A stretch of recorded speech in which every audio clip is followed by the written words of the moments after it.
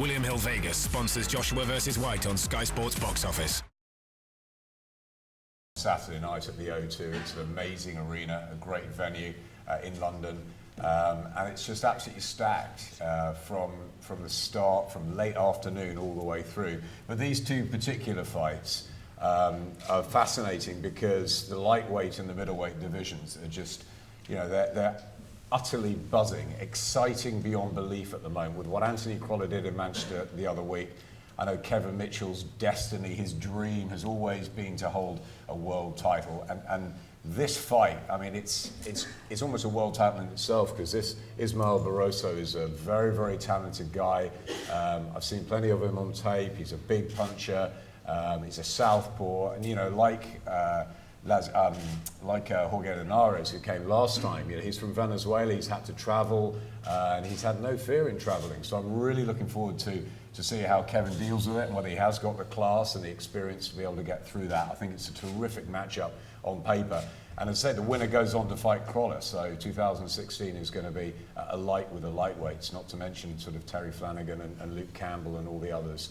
And then at middleweight, I mean, these two, the Gloves Are Off was a fascinating show, and I'm going to ask them a bit more about that in a second. But as a match, again, it's terrific. You bring the skills, maybe the added class of Chris Eubank Jr. with the power and the adventure of Spike O'Sullivan, who I've followed for the last few years. He's a dynamite puncher. He's got no fear, and I'm really looking forward to seeing whether he can bring it to Chris on the night. And I see it as a fascinating match, that one. With what Daniel Jacobs did at the weekend against Peter Quillen, it blows it open again. Danny Jacobs is a great guy and a great story. As Spike was saying, surviving cancer, and it's a fantastic thing for boxing, the miracle man. And one of these guys is going to get in the ring with him next year. So I think 2016 is going to be even better than this year. Just want to ask, I want to bring the Gloves Are Off back with Spike and Chris. Chris, you say that you've taken a lot from that.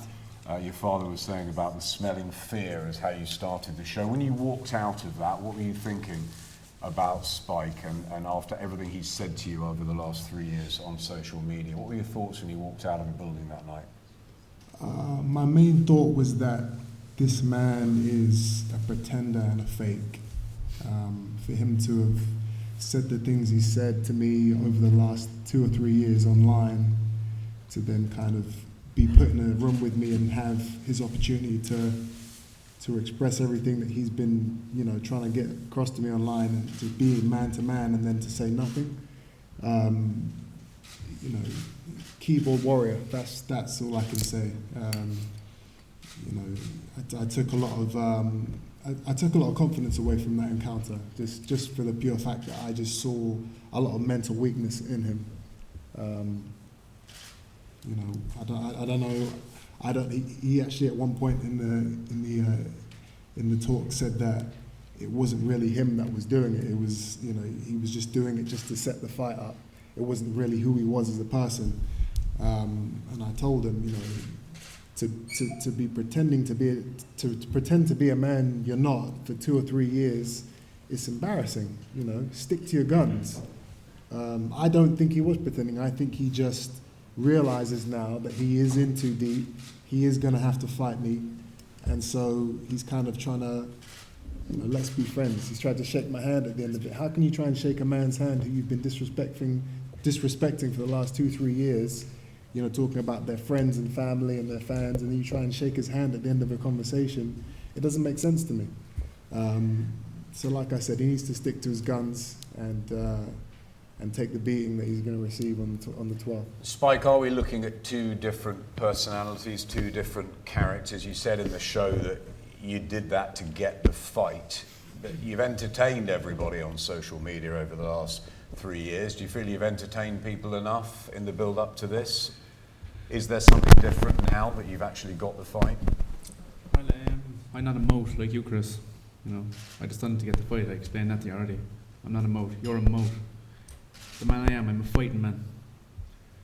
I'm being nervous. We're going to see who's nervous on Saturday night when we get in the ring. Look at me.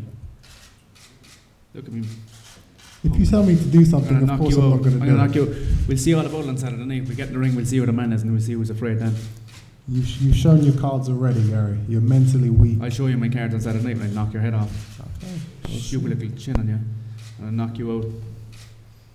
Won't even look at me, won't even stand next to me. One thing you guys need to realize is I was watching a video of one of my previous fights against Dmitry Chudinov. That was my last proper fight. I'm not really counting my fight with the Choni Jera, as it only lasted a couple minutes. But my last proper fight, I was watching it, and one of the comments underneath the video was Chris Eubank Jr.'s performance was immoral, ruthless, and without restraint. That was what this particular individual took away from my performance on that night. And Gary, you need to understand, I actually liked Dmitry Chudinov. You know, he was a good guy. He was respectful. He shook my hand, and best of luck. He was a likable guy. I actually tried to shake your hand, but you weren't man enough to shake my hand. It's personal to you. You wouldn't even shake hands with me. I tried to shake hands with you. This man I'm a nice is not guy. a likable guy. You're not a nice guy. You're a plunker. I have a distinct An absolute dislike plunker. for this man. So you need to understand. You're a clown. You're an deep absolute water. clown. You're a fucking in clown, deep man. water. You know what? You said it wasn't personal. You said it wasn't personal. It's all business. It's all personal. It's all You business, said but it's going to would feel dislike me. extremely You wouldn't shake my personal hand. to you. What a fool, man! Yeah, as I said, the gloves are off. You're not the sharpest tool in the box. You're completely contradicting yourself continuously. Knock you over. I like that. I like that your trainer's not doing what you're talking for you this time. That's nice to see. But at the end of the day, you only really have two lines. I will win, and I will. I'm knock here, you out. and I'll be here on Saturday night, and I'm going to knock you out, Chris. Yeah, I think I will. I'm going to print some T-shirts for you. Good man. And Do. I'll bring them to the Yeah. O2 Arena on. Good man. Do that, Chris. On December. Make sure 12th. you get the spelling right. Spike, Chris said that he smelt fear at the beginning of that show, and that that he's going to be the animal, that he felt in total charge of that sort of half an hour program. I'll ask you the same thing. When you walked out, did you feel any differently to beforehand? Did you feel that he had got an edge in the mental battle, or did it go as you expected? Well, I think Chris had it scripted. He sat down and was told what to say before it happened. It was all pre done before. Did my dad tell me from inside Do the you know jungle? What's that? Did my dad tell me what to say to you No, from Adam inside? Boot did. Oh, Adam Boot? Yeah, probably. It doesn't matter anyway, I don't give a damn. I'll be here on fight night. We better believe it, and I'm going to knock you out. Spike, let's just talk tactics. How are you going to beat Chris Eubank Jr.? He's got one defeat, as you have to Billy Joe Saunders. How are you going to go about it from the opening bell? I'm not giving away any tactics. But what I do say is this: I'm going to land that in your chin. I'm going to knock you out. Oh yeah, you better believe it. I'm going to hurt you. I cannot wait. Same, like feelings likewise. I'm going to smash you up. Chris, same question to you. Tactics-wise, how do you see this going? Do you think this is one of the harder fights of your career or not? It's a step up from my previous bout, but as far as it being one of the toughest fights of my career, we'll find out on the night.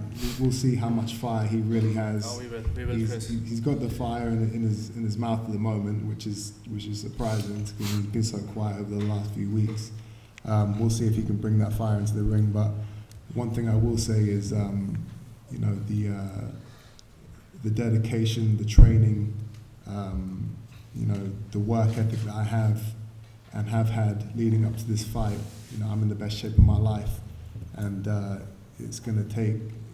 Superman wouldn't even want to be in the ring with me on December 12th. I am your kryptonite, Chris. I am your kryptonite. So, I'm going to knock you out. So Gary O'Sullivan doesn't have a chance, really, in my opinion. But who knows? I guess we'll find out. I just want to bring your dad in. It's great to see you back from the jungle. Welcome home. One thing that Spike was saying in the gloves are off was that the camp that Pascal and Steve have the blueprint to beat the Eubanks. What's your take on that? My take on that is that I am not my son, and my son is not me. I had a sensitive and measured approach to boxing. I worked out individuals, I played with their minds, I was not really aggressive if I wasn't pushed to be. I I was a sensitive fighter, and it worked for me. But Junior is not me. You know, there are so many people who have this view that, you know, he's following in my footsteps. No, he's boxing, I boxed. He's his own man. Things are a lot easier now, as proof of what I'm saying to you, in that Adam Booth is now part of the camp, in that he has a completely different view, because Junior is so much so his own man that my words now he has. So he needs a different skill set and a different sound. We respect Adam, and so I've employed him along with Ronnie. Ronnie has actually taken it the decision has been part Ronnie's.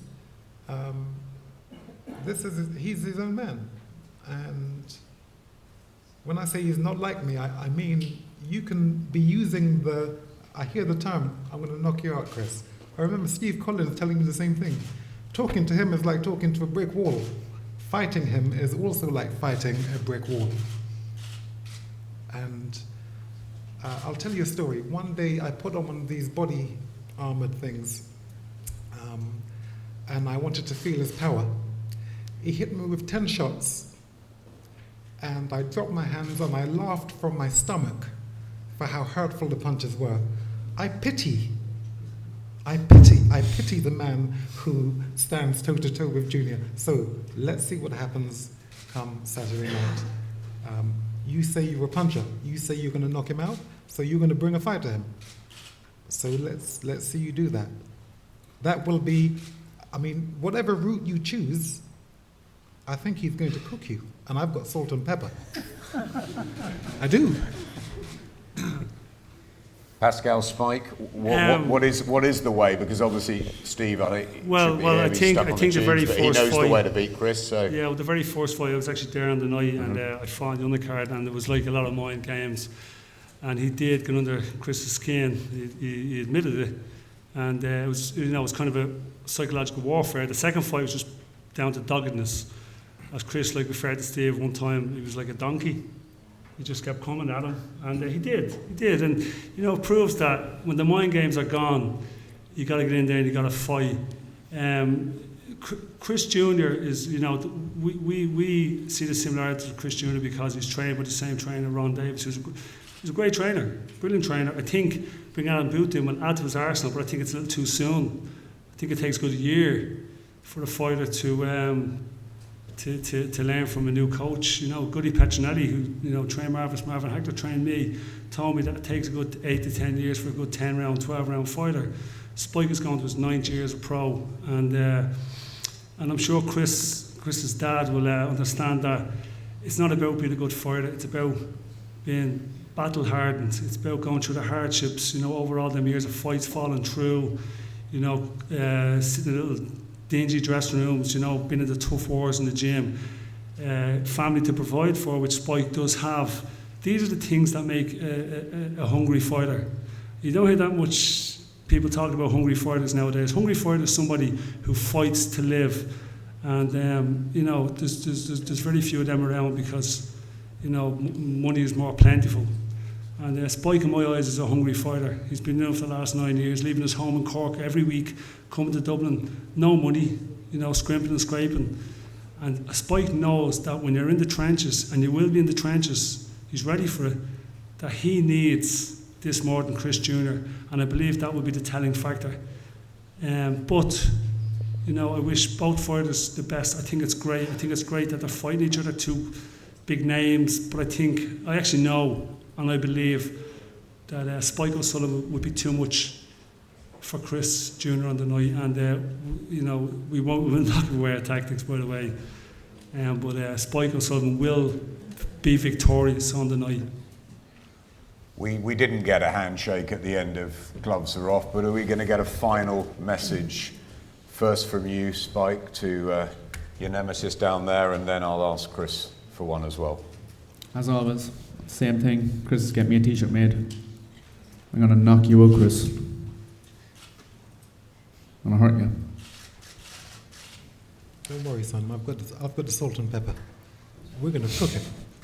Chris, final word for you? We're gonna roast you, man. We'll bring the fish and chips, you'll bring the salt and pepper, right? My final word That's a vinegar. is punishment time. It's time to pay for the disrespect that you brought towards me over the last few years. It's punishment time. Come on, Chris. Chris, who's nervous now? Look like you're poop your pants. Chris. Chrissy. Hello, Chrissy.